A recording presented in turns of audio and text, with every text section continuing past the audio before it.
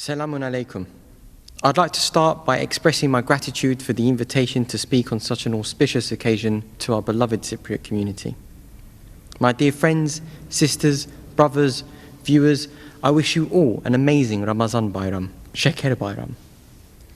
Bayram is a festival that has been observed by our people for centuries. It is a time where families come together, children are given gifts, good memories are made, charity is given to the poor. It is a time of unity where the community comes together, where we help the vulnerable in our society, where we help the sick, the needy, the elderly. It is also a time of celebration and fulfillment. This year, we have observed hundreds of Cypriots who have decided to fast for the month of Ramadan for the first time ever. Something that our people have observed for centuries. Yes, this involves abstaining from food and drink during the day, but more importantly, it is about abstaining from filthy habits, swearing, backbiting, gossiping, judging others, having hatred, having envy.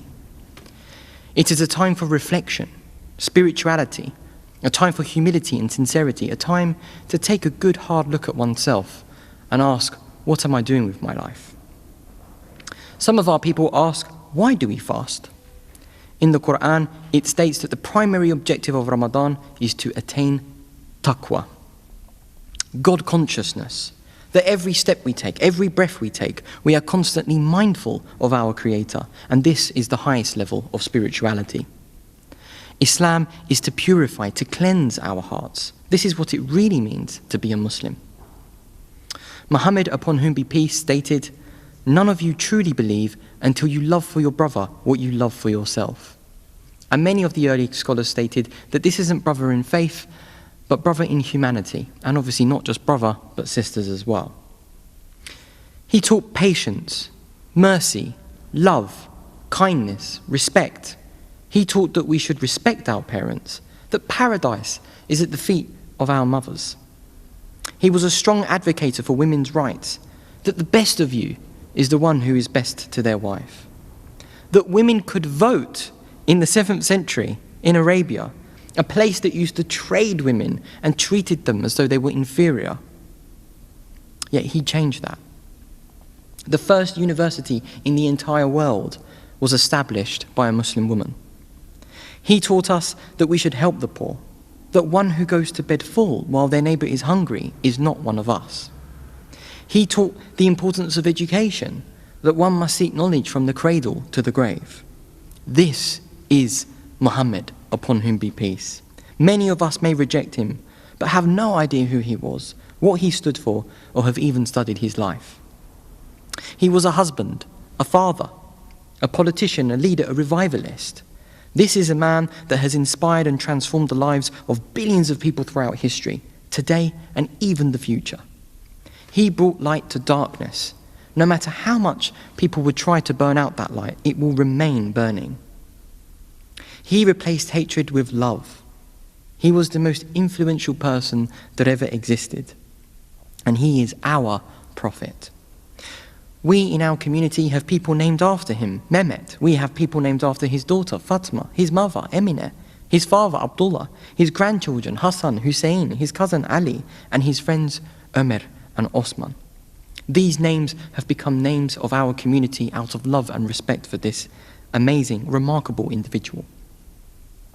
Unfortunately, today we are living in a world where people claim to follow Muhammad, upon whom be peace, but do not live by his character, his teachings, and his way. There are people that use the term Muslim for their own agenda.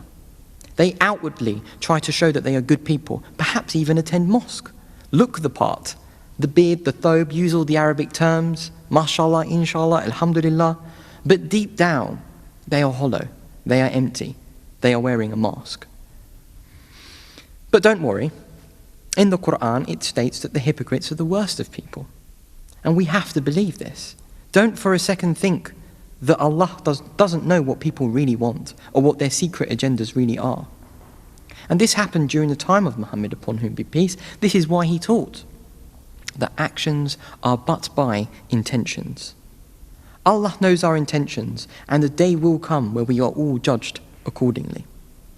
If you fasted to look good in the community or for your own ego, then that is what you shall be rewarded for. judged for.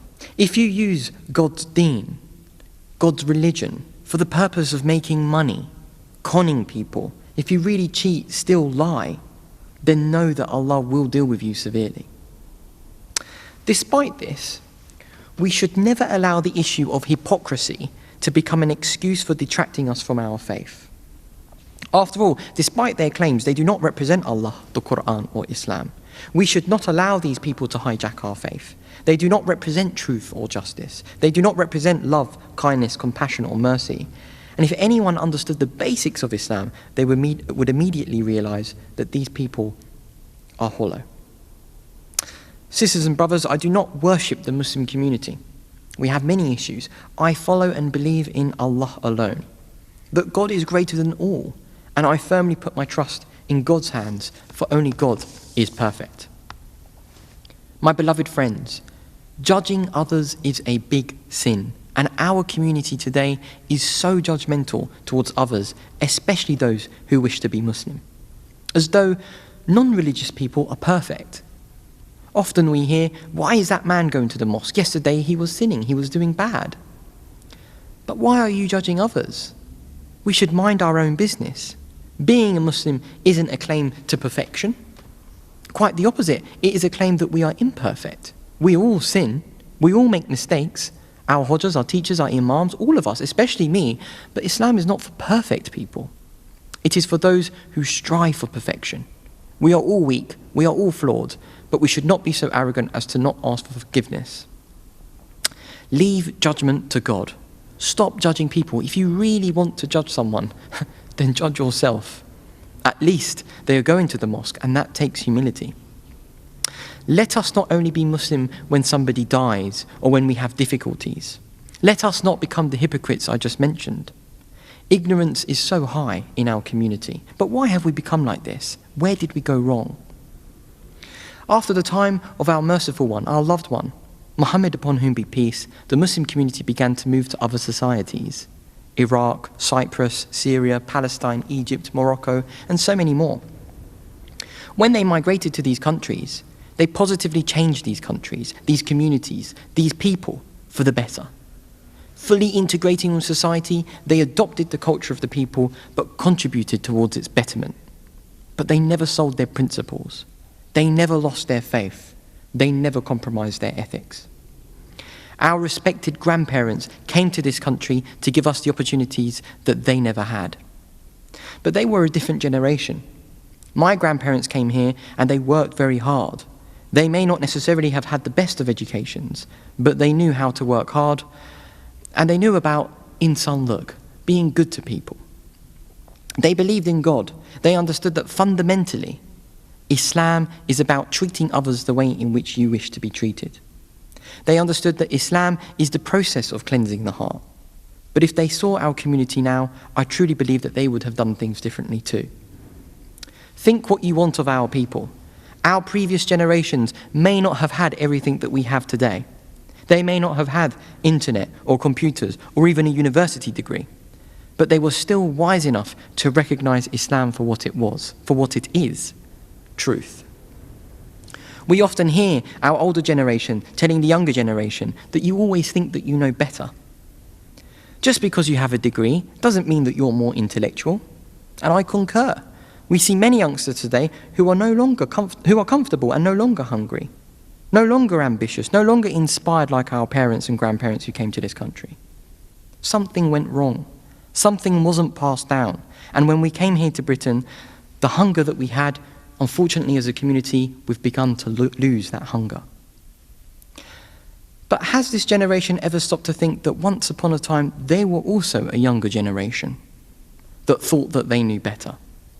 That for hundreds of years, centuries, many things changed within our Cypriot culture, but we never ever sold our faith. Go back to Cyprus 100 years ago, and not one person could probably comprehend the idea of atheism. But we think now that we know best. Why? Because we watch the media. And we've been sold this idea that Islam is backward, that Islam is about terror, that it is irrational, irrelevant, historic. But this couldn't be further from the truth. Islam is inherently modern. Islam is needed today more than ever. Islam is about peace, love, and compassion. Now is the time to return to our faith, to return to the principles that our grandparents and their parents were upon. Today is a Bayram like no other. A Bayram in the midst of a deadly coronavirus that has affected our community and killed our people. This is a time where we really need to reflect on ourselves as a community and revive our intellectual heritage, our soft hearts, our passion, our drive, and our enthusiasm. This is in our blood, our DNA, and until we dig deep down and find that flame, we are living a life not worth living. Thank you.